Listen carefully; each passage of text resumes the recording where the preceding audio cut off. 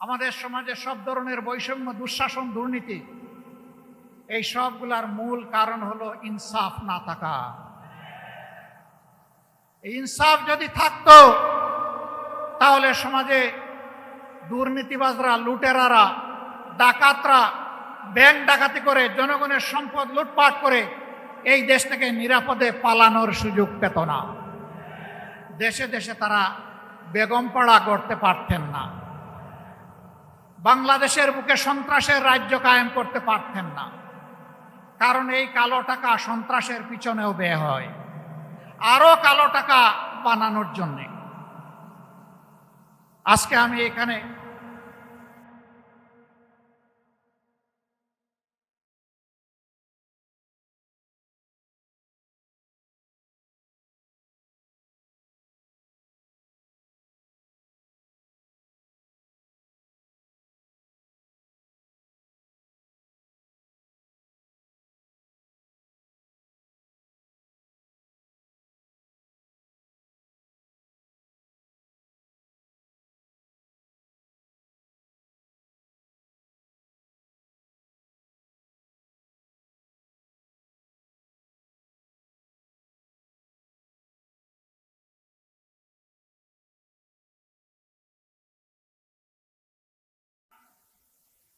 ইতিহাসের কলঙ্ক রচনা করে বাংলাদেশের জায়গায় জায়গায় আয়নাগর গড়ে তোলা হয়েছিল।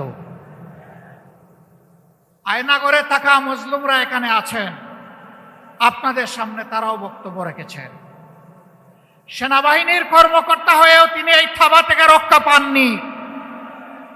উচ্চ আদালতের একজন আইনজীবী হওয়া সত্ত্বেও তিনিও রক্ষা পাননি। রাজনৈতিক কর্মীরা তো রক্ষা পাই নাই। বহু মা এখনো তার হারানো সন্তানকে আর ফিরে পায়নি।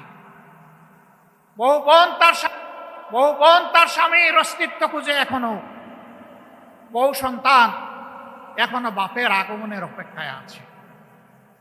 আমরা জানি না তারা বেঁচে আছে কিনা, কিন্তু মানবিক হিসাব নিকাশ বলে সম্ভবত দুনিয়ায় আর তারা নাই।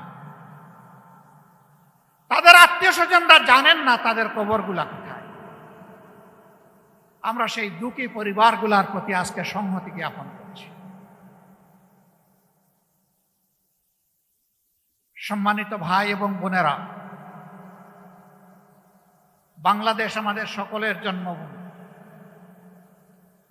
আর এই দেশে আমরা ফেসিবাদের ছায়াও দেখতে চাই না।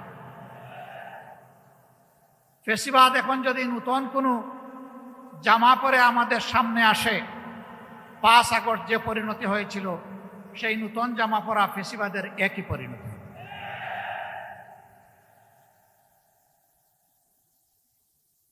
বহু ত্যাগ এবং কোরবানির পর এই যে এখানে আপনারা যারা বসে আছেন, আমি বিশ্বাস করি তার কমপক্ষে 40% মানুষ বিগত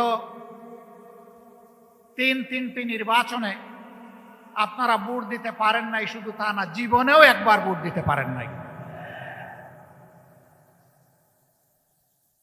এই ভোট যারা কেড়ে নিয়েছিল তাদের নাম হচ্ছে ভোট ডাকাত। আপনারা কি নতুন কোনো ভোট ডাকাত দেখতে চান? আমরা নতুন কোনো ভোট ডাকাত দেখতে চাই না। এই 40% যুবক আপনাদের হাত ধরেই বিপ্লব হয়েছে, অভ্যুত্থান হয়েছে, যার কারণে আজকে এখানে দাঁড়িয়ে কথা বলতে পারছি। আপনাদেরকে সেলিউট। আজকে আপনাদের শেষ হয়ে গিয়েছে। আপনারা যে দুঃশাসন আর দুর্নীতির বিরুদ্ধে, যে বৈষম্যের বিরুদ্ধে রাস্তায় নেমে স্লোগান দিয়েছিলেন, উই ওয়ান্ট জাস্টিস, সেই ন্যায় বিচার কায়েম না হওয়া পর্যন্ত আপনারা কি ঘরে ফিরে যাবেন? অতএব ন্যায় বিচার যাদের হাতে নিশ্চিত হবে, আমরা আপনাদেরকে আহ্বান জানাবো, আমরা সবাই মিলে তাদের সঙ্গী হব ইনশাআল্লাহ।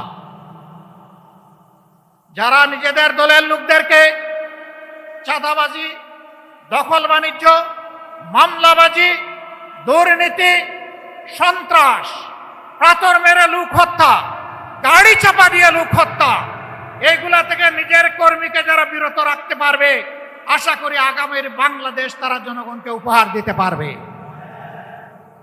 আর যারা এগুলা পারবে না, তারা যত রঙিন স্বপ্ন জাতিকে দেখাবেন, জাতি তাদের এই মতলব বুঝতে জাতির মোটেই কোনো অসুবিধা হবে না। প্রিয় ভাইয়েরা, আমি কারো সমালোচনার দিকে যেতে চাই না।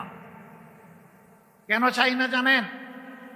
আমি যখন ডান দিকে, বাম দিকে, সামনে, পিছনে চোখ মেলে তাকাই, তখন অন্তত ছোট্ট একটা জায়গাতে গিয়ে শান্তি পাই যে যারা ফ্যাসিবাদ কায়েম করেছিল এবং তাদের যারা মূল দূষর ছিল, এখন তাদেরকে দেখতে পাই না।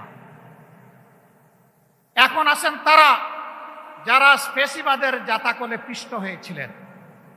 তাদের প্রতি, সকলের প্রতি আমাদের বিনয়ী অনুরোধ, ফ্যাসিবাদের যে কষ্টটা আমরা আপনারা সকলে ভোগ করেছি, মেহেরবানি করে এই কষ্টটা কেউ আর জনগণকে দিবেন না। কিন্তু এখনো দিচ্ছেন। আমরা দেখতে চাই এগুলো বন্ধ হচ্ছে। যদি বন্ধ না হয়, তাহলে আগামী 12 তারিখ জনগণ 2টা হা ভোট দিবে আর অনেকগুলা না ভোট দিবে ইনশাআল্লাহ।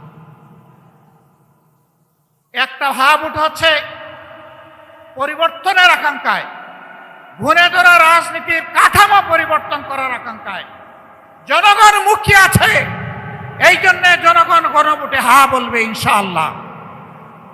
আপনারা কি হা ভোটের পক্ষে লড়াই করে যাবেন? দ্বিতীয় হা হচ্ছে দেশের সার্বভৌমত্ব এবং স্বাধীনতা, শিশু থেকে আবাল বৃদ্ধ বনিতা, মা বোন থেকে শুরু করে ভাই ভাতিজা সবাই হা ভোট।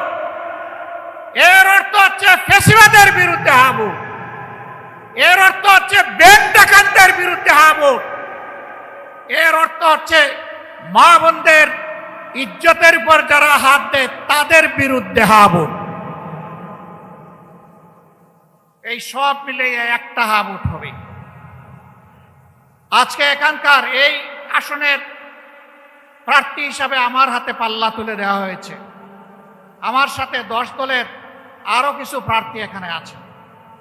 আমি তাদের হাতেও আপনারা অনুমতি দিলে আপনাদের পক্ষ থেকে প্রতীক তুলে দিতে চাই। আপনারা খুশি আছেন? নাহিদ ইসলাম প্রথমে।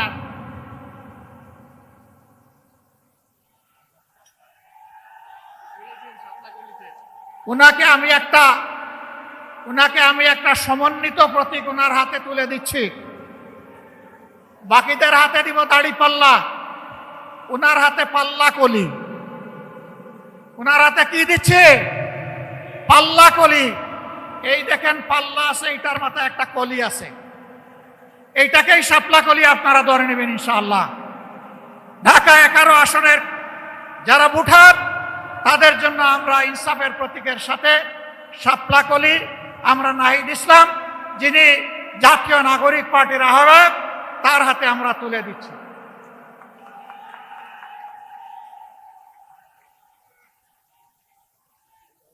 এটি ঢাকা 11 আসন। এবার ঢাকা 12 আসন। ঢাকা 12 আসনে বাংলাদেশ ইসলামী ছাত্র শিবিরের সাবেক কেন্দ্রীয় সভাপতি, বাংলাদেশ জামাতে ইসলামীর কেন্দ্রীয় নির্বাহী পরিষদের সম্মানিত সদস্য জনাব সাইফুল আলম খান মিলন, তার হাতে আমরা পাল্লা তুলে দিলাম।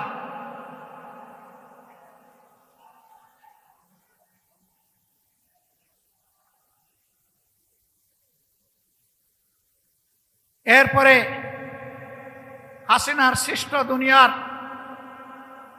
জাহান্নাম সম আয়নাগরের বাসিন্দা, আমাদের কলিজার টুকরা ব্যারিস্টার আহমদ বিন কাসেম আরমান, যিনি 14 আসনে ন্যায় এবং ইনসাফের পক্ষে, জনগণের অধিকারের পক্ষে লড়াই করে ইনশাআল্লাহ বিজয় ছিনিয়ে আনবেন, তার হাতে আমরা পাল্লা তুলে দিলাম।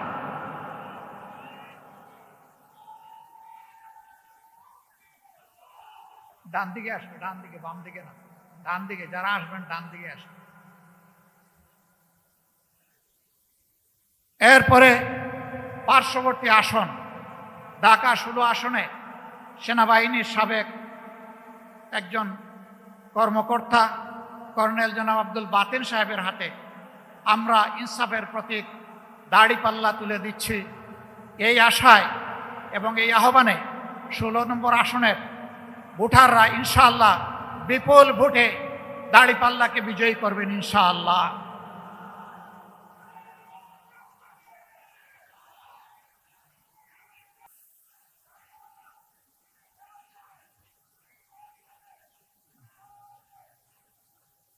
আসসালামু আলাইকুম ওয়া রাহমাতুল্লাহ। প্রিয় এলাকাবাসী, আপনারা কেমন আছেন?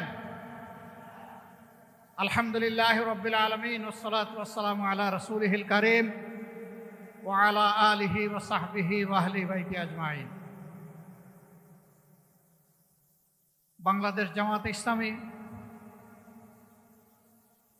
ঢাকা 15 নম্বর আসন পরিচালনা কমিটি কর্তৃক আয়োজিত আজকের এই নির্বাচনী জনসভার সম্মানিত সভাপতি, মঞ্চে বসা বিভিন্ন বন্ধু সংগঠনের শীর্ষ নেতৃবৃন্দ, বাংলাদেশ জামায়াতে ইসলামীর কেন্দ্রীয় নেতৃবৃন্দ, উলামায়ে কেরাম, বিশিষ্ট ব্যক্তিবর্গ, আমার সামনে উপস্থিত প্রিয় মিরপুর এবং কাফরুলবাসী, আমি আপনাদের প্রতি গভীর কৃতজ্ঞতা জ্ঞাপন করছি। মূল্যবান সময় কুরবানি করে আপনারা এখানে হাজির হয়েছেন আমাদের দুটি কথা শোনার জন্যে।